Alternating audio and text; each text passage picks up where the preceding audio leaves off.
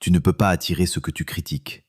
Si tu vois quelqu'un dans une voiture de luxe et ressens de l'envie, ou penses sûrement c'est un narco, ou sûrement il exploite les gens, tu émets un signal de rejet envers la richesse. Tu dis être riche, c'est être mauvais.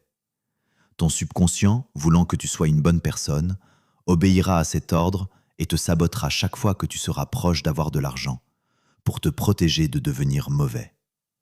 Si tu vois quelqu'un de riche, bénis-le, comme c'est bien qu'il s'en sorte.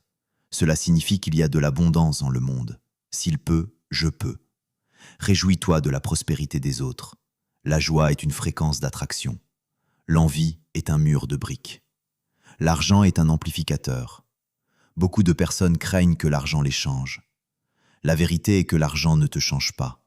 L'argent te révèle. L'argent est une énergie neutre. C'est un amplificateur.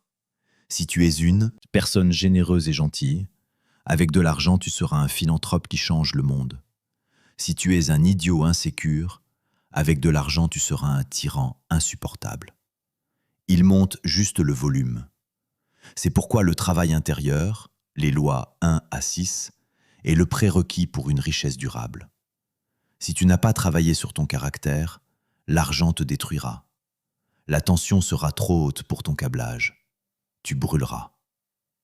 L'attitude de l'invité versus le propriétaire. Imagine que tu es à une fête.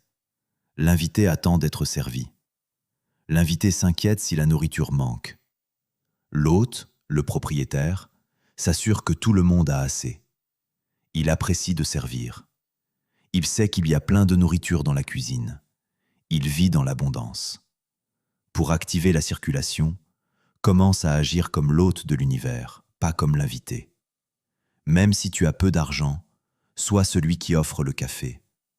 Sois celui qui fait le cadeau. Agis depuis la position « je suis ». Quand tu offres à un ami, tu envoies le signal « je suis la source ».